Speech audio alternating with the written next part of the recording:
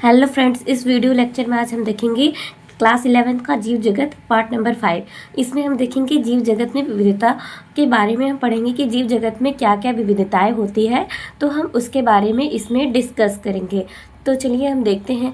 इसमें कह रहे हैं कि यदि आप अपने आसपास देखें, मतलब कहने का मतलब ये है कि यदि आप अपने आसपास देखते हैं तो जीवों के बहुत सारी क्या दिखाई देती हैं, किस्में दिखाई देती है। क्या दिखाई देती है?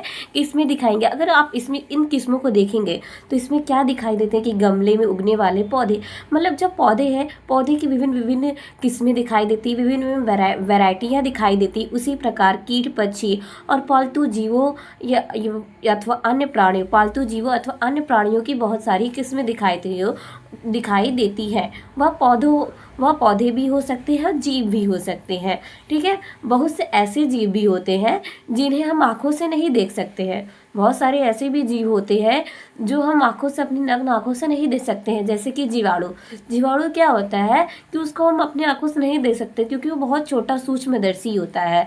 ठीक है, तो उसको हम सूक्ष्मदर्शी की सहायता से देख सकते हैं, अपनी नग्न आंखों से नहीं देख सकते। लेकिन आपके आसपास ही है, वो आपके आसपास ही है। यदि हम अपने अवलोकन के क्षेत्र को बढ़ाते हैं, यदि हम अपने ऑब्जर्वेशन के क्षेत्र को बढ़ाते हैं तो आपको विविधता दिखाई पड़ती है। क्या दिखाई पड़ती है? आपको विविधता दिखाई पड़ेगी। मतलब अगर आप अपने ऑब्जर्वेशन के क्षेत्र को बढ़ाते हैं तो आपको विविधता दिखाई पड़ती है।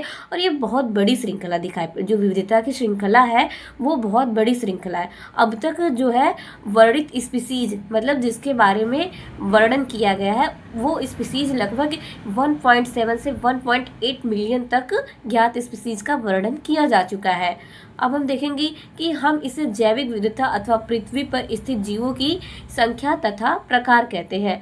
और इतने जो मिलियन स्पीसीज है, इन्हीं को हम जैविक विविधता अथवा पृथ्वी पर स्थित जीवों की संख्या है, उसी को हम इसका प्रकार कहते हैं। स्थित जीवों की संख्या अथवा प्रकार कहते हैं। ठीक है, तो ये जीव जगत में हमने विविधता की बात की है। अब हम देख लेते हैं नाम पद्धति यानी कि नॉमेनक्लेचर के बारे में देख लेते हैं कि नाम पद्धति क्या होती है। मतलब कह रहा है कि नाम पद्धति में कि प्रत्येक जीव का क्या होता है, एक मानक नाम होता है। प्रत्येक जीव का क्या होता है, एक स्टैंडर्ड नाम होता है जिसकी कारण उसको हर जगह जाना जाता है। जैसे कि मान लेते हैं कि हमारा जो भी नाम है, तो हमारा जो भी नाम होता है तो हम उसी के वही नाम से अपने स्कूल्स में, अपनी सोसाइटी में, अपने कॉलेज में उसी नाम से जाने जाते हैं। तो वही कह रहा है कि इसमें प्रत्येक जीव का क्या होता है, एक मानक नाम होता है, एक स्टैंडर्ड नाम होता है जिसके कारण उसे विश्व में जाना जाता है।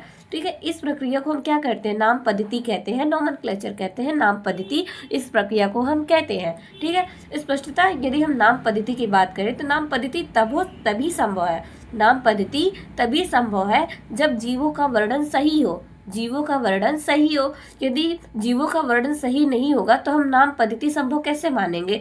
तो नाम पद्धति संभव तभी है जब जीवों का वर्णन क्या हो, जीवों का वर्णन सही हो और हम यह जानते हो कि यह नाम किस जीव का है। ठीक है, इसे हम क्या कहते हैं, पहचानना, यानी कि आइडेंटिटी कहते हैं। मतलब कह सकते हैं कि अगर हमारी कोई आइडेंटिटी ना हो तो हमें कोई कैसे पहचानेगा? तो प्रत्येक जीव को पहचानने के लिए उसकी एक आइडेंटिटी होना जरूरी है। तो इसमें यही कह रहा है कि नाम पद्धति तभी संभव है जब जीवों का वर्णन सही हो और हम जानते हो कि यह नाम किस जीव का है। तो इसे हम क्या कहते हैं, पहचानना कहते हैं। अब उसी प्रकार हम देख लेते हैं कि पौधों और जंतुओं के वैज्ञानिक नाम के आधार पर ही सर्वमान्य नियम और कसौटी है, जिनको हम यहाँ पे देखेंगे। जैसे कि अगर ICBN में देखें, ICBN मतलब इसका फुल फॉर्म हो गया international code of botanical nomenclature.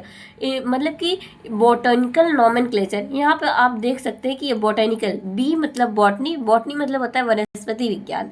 ठीक है, तो इससे हम पहचान सकते हैं, मतलब कि जो पेड़ पौधों से संबंधित जितनी भी प्रजातियां हैं पेड़ पौधों से संबंधित, उनको हम international code of botanical nomenclature में रखते हैं। और जितनी भी ICZN मतलब कि international code of zoological nomenclature, इसका मतलब क्या हो गया, जूलॉजी मतलब जीव विज्ञान, जिसमें हम जीवों का अध्ययन करते थे। तो इसमें जितने भी जीव यानी कि ICZN में रखते हैं, जितने भी जीव है उसको हम किस में रखते हैं, ICZ यानी कि ICZN में international code of zoological nomenclature. तो हम इसको ऐसे याद कर सकते हैं कि बी मतलब होता है बॉटनी, जेड मतलब होता है जूलॉजी, ICBN ICZN, जिसमें बी वाले में हम पौधों से संबंधित जितने भी आते हैं तो उसमें हम उसमें रखते हैं। ठीक है। और जो जूलॉजी है तो इसमें जीवों से संबंधित जितनी भी प्रजातियां आती हैं जीवों की, इसमें हम रखते हैं ICJN में, और पौधों से संबंधित जितनी भी प्रजातियां आती है उसको ICBN में हम रखते हैं। तो इसमें यही कह रहा है कि वैज्ञानिक की यह गारंटी है कि प्रत्येक जीव का एक नाम होना चाहिए, जिसकी वजह से उसकी पहचान हो सके कि हाँ ये इसी का है। मतलब कि वैज्ञानिक की यह गारंटी है कि प्रत्येक जीव का क्या होना चाहिए, एक नाम होना चाहिए, जिसकी वजह से क्या हो, उसकी आइडेंटिटी हो जाए। तो इस वीडियो लेक्चर में हम इतना ही देखते हैं। हमने इस वीडियो लेक्चर में अभी तक इतना पढ़ा कि जीव जगत में विविधता के बारे में पढ़ा, नाम पद्धति के बारे में पढ़ा। अब नेक्स्ट वीडियो लेक्चर में हम देखेंगे द्विनाम पद्धति क्या होती है, उसके क्या नियम है, इसके बारे में हम डिस्कस करेंगे।